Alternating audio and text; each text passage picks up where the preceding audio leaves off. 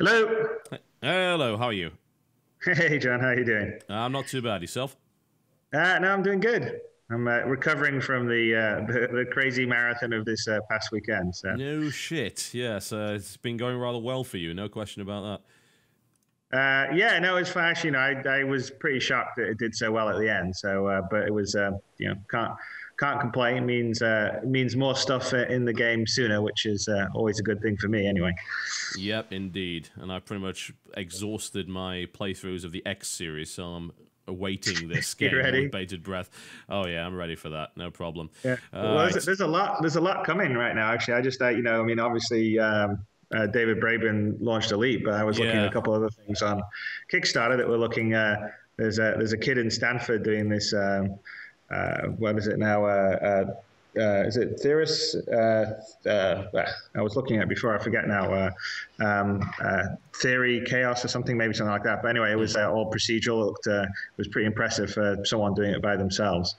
But I guess it's cool. Yeah, absolutely. It looks like Dave's game is probably going to get funded at this rate. He played kind of the long game with it, and it seems to be doing well.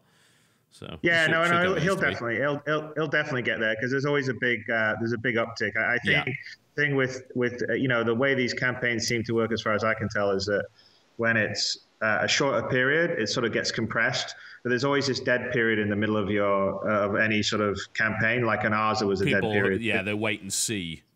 Yeah, so I mean, I was shocked how many people came in at the last minute. So it sort of seems like either people want to be right at the beginning or they want to be right at the end. They don't really want to be in the middle.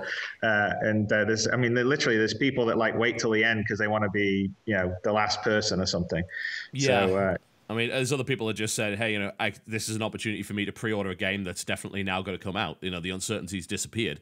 So yeah, I think that's why people say at the end, this is a cool way to pre-order the game while still supporting its development, which people yeah. kind Well, of no, dig. I think so. And then I'm hoping on my side that I'm going to make it fun for them while we're developing it because I actually I'm actually having a lot of fun where because in the past when I'd make games in a publisher setup, we're doing demos because you'd want to get your, the publishing side of the company like EA or Microsoft excited.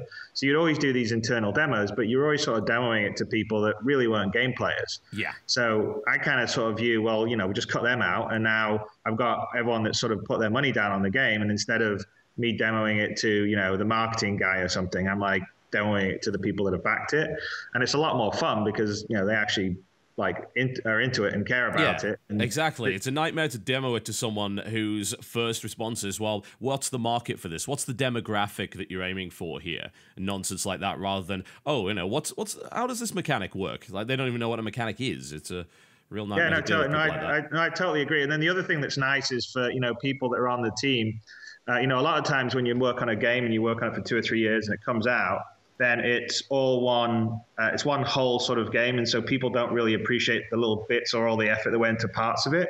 And so it's fun for people like say a concept artist or a programmer that does a little bit of AI. When you show little bits of it, they get like recognition for their work as you're going along. So I certainly, I think it's fun because when I'm working on a team, there's always, my name may be on the box, but really it's everyone that works with me that makes the game great. It's not, it's not all just the Chris Roberts show.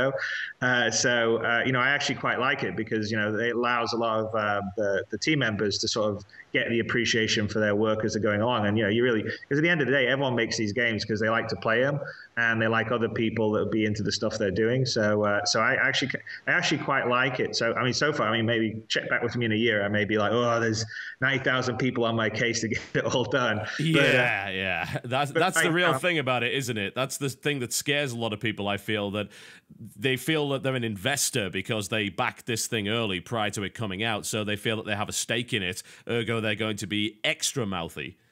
yeah, well, no, definitely. Well, that's kind of what there's good sides and bad sides to doing it, but yeah, I certainly feel the pressure of that. I mean, to be honest with you, I think I mean, it's pretty motivating. It's because I know, I can't really, it's got to be good, and I can't really miss a date because I'm going to have, probably by the time the alpha is playable for the multiplayer dogfighting stuff, there'll be well over 100,000 people waiting for it.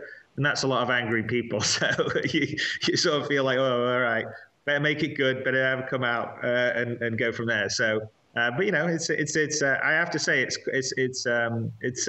been a lot of work, but it's been a lot of fun. Yeah, absolutely. Now, I'm not sure if that was part of the interview or not. I'm going to assume not. So, but it was great nonetheless. We could have easily put that out as a segment. That would have been awesome.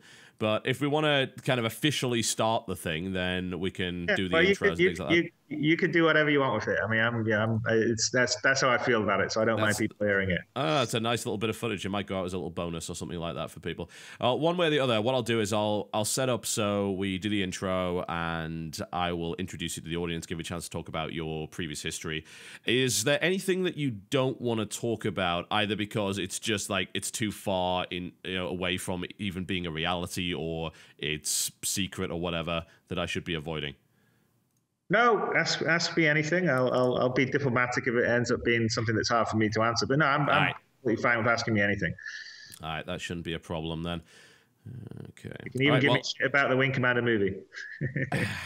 I'd prefer to pretend that didn't exist, if that's at all possible. It's kind of like it's more of a trigger word for me if I ever hear it. It makes me angry. But we'll try and avoid it whenever is possible.